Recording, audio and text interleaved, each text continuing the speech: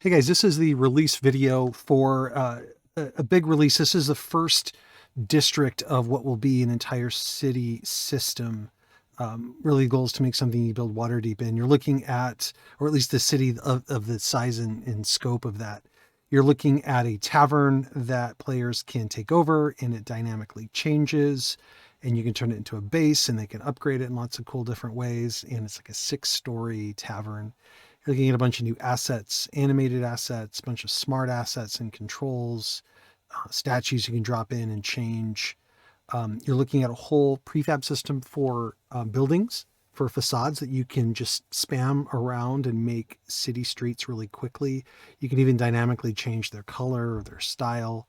There's a whole bunch of other assets here to help with the city building process, because that's really the goal here, is to give you so many assets that you can already do a lot with the system, but this is going to be next level stuff. So let's jump into the GM walkthrough here, and you can see everything that's available in this release. So first off, how you get to this content. First of all, this is available now as a separate module. It's not bundled with my town's modules or other modules, because those modules are already getting very, very big. And we're going to make a whole city. And this is the first sort of district of that city. This is called District 1. So it's actually being deployed as a separate module. So if you're on Forge, you'll have to use the installation link, the manual URL link, until we get this available as, available under a different method. But once you have your District 1 installed, it will give you a bunch of compendiums. So if I type in district, I can see my actor compendiums, my scene compendiums, and others. Some of these don't have anything in them yet, just because we're creating a standard for how we do these things. But there will be macros in the macro compendium. There's journal entries as well. So keep an eye out for all of that. Scene Packer module should automatically pull everything in that you need. You'll just want to know where your scenes are, because you have to pull in your scenes, obviously. And then you're going to want to know where your prefabs are, because you may want to pull in prefabs for designing your own cities. In terms of what's available, you obviously have the manor itself. I've done a completely separate tutorial on the manor and how it works, in case you want to check that out. But you can see there's a lot of components that go into making the manor work.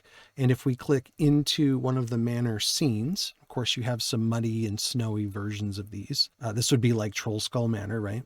In these scenes, you can see all of the 6 levels of the manor. You've got your basement, your ground level, and then you've got all of your other levels. And you have different versions of these. And these versions are all controlled by this these set of controls over in the margins. So I'll walk you through these here really briefly. This one can change the manor to an empty version of it. The way you engage it is you either click this dot and click it, or you can right click. It's a background tile. You can right click it and engage it here. And that will engage the transformation process. And you can see already that it's changed to an empty version. There also had some rooms that I had to reset here. So if I reset all of my rooms, it will make all of my customized rooms turn transparent, and it'll just go to whatever base I have active. So here I've got an empty Trollskull Manor versus what I had before. Now there are some components in here that are active. I can walk, for example, down into the basement. If I open up that door, I'm in the cellar now. There's different ruined and clean versions of the cellar. And there's also this dumbwaiter that can take you all the way directly to these different floors. You can disable any of those floors if you want to as a GM, if you're trying to control your players' access through this. But it just creates an easy way for them to navigate up and down in the manor. I did show you some of the levels here. There's an attic. There's this level, which has will eventually be a bunch of, well, if we just want to select it, I'll show you. If I go down to the first level, I'll be able to read all of these. So if I want to change it to ruined, you can see it's going through its transformation process. Again, watch another tutorial if you want to see how this is working and what's happening in it. But we'll do everything like changing the roof style and color. It will make it so that the smoke is not coming out of the chimneys anymore. And you can see it's very dilapidated and destroyed inside. And this gives your users or your players an opportunity to come in and clean it up. It's got some great lighting if you turn the lights off, and it's also got FX Master weather coming in around it, but not over the buildings themselves. Of course, once your players do upgrade everything, then it'll become a fully functional tavern. And again, they can upgrade it room by room if they'd like to. If I go to this level, for example, and sometimes you have to reset your level there. Oh, if you ever see this happen, it means there's too much happening at once, so I got confused. Just reset your scene. And make sure you don't try to do these transformations during an actual game unless you don't mind resetting your scene. So now I've got a fully functioning tavern. If I want to change any of these rooms, I can. You might have to have quick edit mode on to do it. And you can see what your options are here. So notice this is just a regular bedroom. You've got a ruined version of it. Here's a wizard's laboratory. Here's a empty room if you want to go with empty, and then you can make it transparent and it'll just see right through the room into whatever the base is that you've got active. So maybe they haven't figured this room out yet, or maybe they want to, make it a sparring room. There's a sparring room. It's just a tile sitting above another tile. They're just designed in a way to make it look pretty seamless. And if you want to get the Dungeon Draft files, you can do that on my Patreon as well. And you can make a bunch of customizations to this even further than what you see here. I've even set up the Dungeon Draft files to where it's got cutouts of, see the dimensions of this tile. You'd want to cut the other one out in the same exact dimensions. And I've got that set up so you can really quickly and easily redesign it in Dungeon Draft and then cut it out as a tile exactly like you see here and just swap them out. Also in this release, we've got a few special prefabs. This is one set. You can see here, you've got your smoke controls. If you ever want to find those, you can just type in controls and you can find your control smoke there. You can also find in your prefabs under controls. We also have these smoke chimney options. They come with all the intelligence that Zephyr built into it so that these smoke controls, it'll go from static to animated.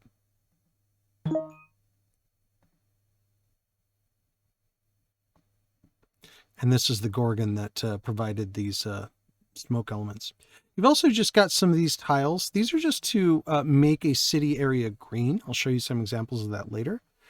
You also have these new prefabs that are really simple ones. They're just statues. Each statue you can drop and you can actually change the statue itself also. So these are multi-face tile enabled. Here you've got some new components just to put around a city. These are things that I thought would just make tactical sense around a city. This one is scaffolding, so your players can walk underneath it, head over to here, climb up again to the next one, and and these are just interchangeable. So you can deploy your scaffolding and then you can do things like this. So if I want this to not be that type, but a different type, I just click into here and I can just type scaffolding. And you can see I can change it to different versions where I have ladders up, ladders down, some that are just straight. They don't have ladders on either side. And that lets you just kind of construct your own scaffolding wherever you want to. These bridges are meant for players to walk on them. But if they go down, and I'll show you an example of this, you can also walk underneath the bridge. Also in this release are facades. So finally, you've got a bunch of empty buildings that you can drop in to any scene and they can help you populate a city street really, really quickly. They're all in different sizes and shapes, but let me show you the components of these things. So first of all, I'm on the first floor here. There's nothing underneath the facade. They're just roofs and walls. So you can see the walls here. They're all terrain walls. And then there's some lighting associated with them. And then they also have these chimneys like you saw. These are Zephyr's chimneys that will automatically respond to any controls that you've got set up on the scene, right? So if I go over here, he's got one set up. And it'll cause all of my chimneys to now smoke. Some other things that are kind of magical about this, you can drop in the prefab, right? And they're all called facades.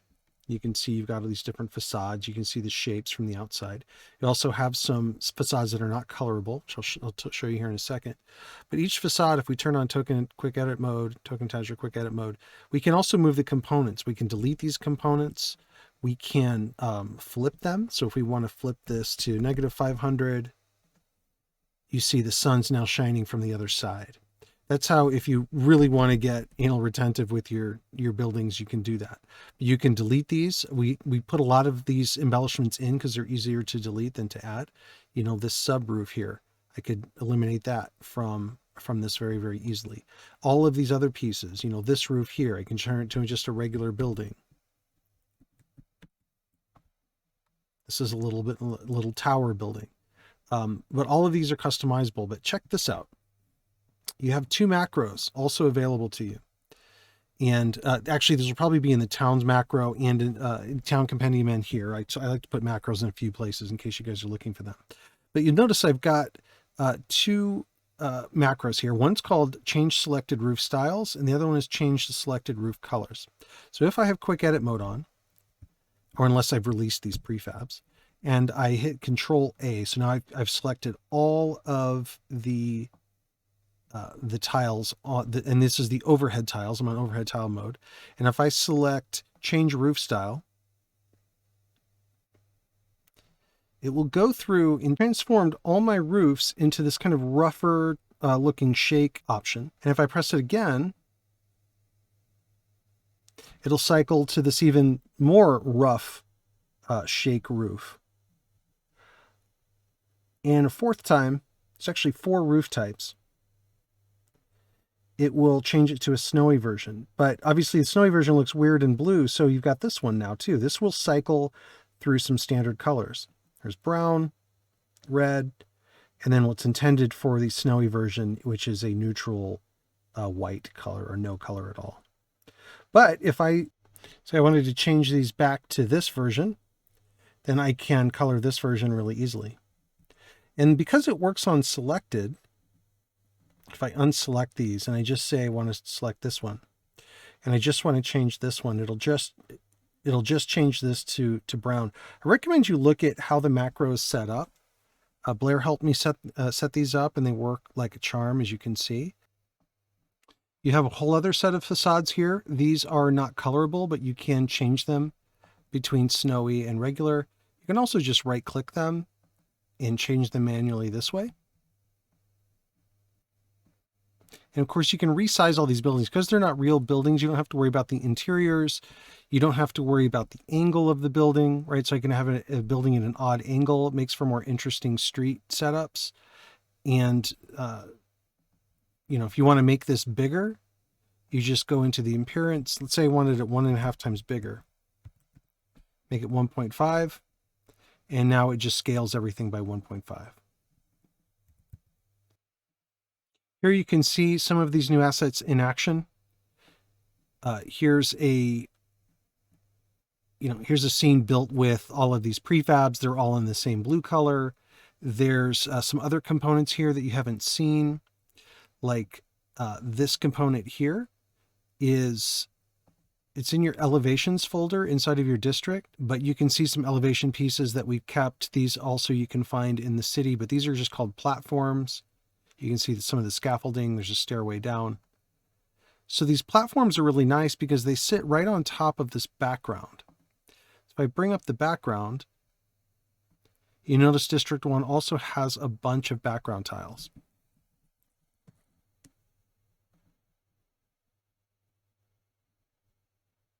And these are different, like clean, muddy, and snowy versions of just some random streets. And they're randomized for a reason, so that you can use them as backgrounds, and then you can drop buildings on them in lots of different ways, and the result is still convincing.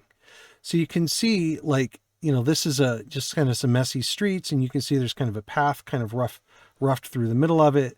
But this is a way that you can just make your own city streets in different dimensions. Of course, you can scale this background up and down.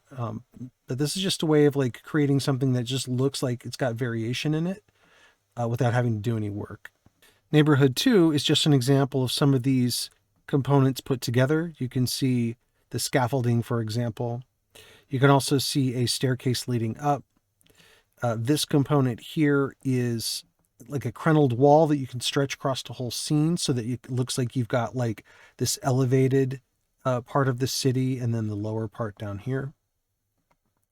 There's some other components down here like this snow that I just dropped in, just to show you how some of the stuff works together. These snow elements are also new. These are going to be in your town map. Under your terrains and dirt and snow, and it's just snow that you can drop in on any map. You can see I've kind of spammed the map with it, just in case you want to just throw some snow on an area. And this fountain is a new component that you can just drop in just to help dress up your town. The manor itself is situated inside of two other maps. So this is the Manor Alley West. So you're going to have some shops and things that, if you follow Trollskull, you'll find maybe something like the equivalent here. Here's art and, apothecary. There's an apartment, and on top of the apartment is a greenhouse with some wild outlandish plants. You've got this library over here.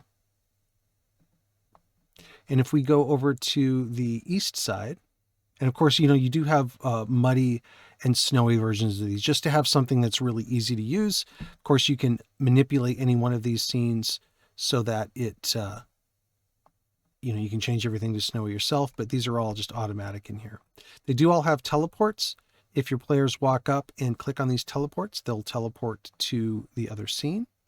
You can add more teleports if you'd like these city streets to lead to something else. Maybe you build your own city street and you can have these teleports link everything up. You do have FX Master running. You've got clouds and snow on these, and in the muddy scenes, you've got rain falling. So here is an example of the east side. And you've got the same thing over here. You've got a lot of buildings that would, correspond to lore that you can switch out for other things. But you also have this special building right here. This is actually a facade. And this facade is what leads your players to Trollskull Manor. It's got its own map, as you saw. But we wanted to put it into the alley. So this would be the entrance to the Trollskull Manor. In fact, the manor actually kind of goes up this way, right? You're looking at sort of the southern entrance for it. And what your players can do is just come over to here, and you can see it will, if they get within 3 squares of it and they click on it, it will teleport them to the manor scene. And it'll transport them to a specific scene. If you want to go to a different manor, like one that's muddy or one that's snowy, and you've got those scenes created, you just need to come in here and alter the destination so that you're going there. You can see we're using tags here to dictate where to go, like which scene to go to. If you ever wanted to get back to the Manor Alley, you would just use this tag from another teleport. And those should already be set up for you. So that's it. You can see there's a lot of components. There was a lot of thought and design that went into some of these base components, because these base components are going to be required to build out the goal here is build a library that you can build an entire city with. We could theoretically build the entire city of Waterdeep with all of the apocryphal, homebrewed stuff that people have come up with over the years. So we really wanted to spend some time getting all of these components set up in a way that you could do that.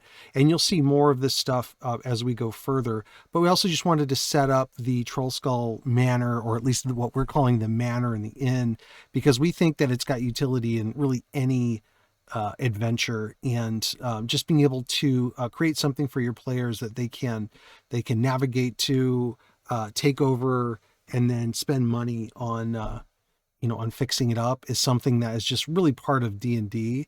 And because of Foundry, we can actually make it part of this experience now. So let us know in the comments if you guys have any questions about how some of this stuff works. You may need to look at some of my tutorials on levels, for example, token attacher, which powers the prefabs, Monk's active tiles, which is what powers all of these teleports. And yeah, check out the description of the video for other modules that might be in use. And of course, you've also got journal entries, which will show you like what's in it, what modules are being used, where you go for support if you need to find my Discord. And otherwise, that's it. Good luck making your cities.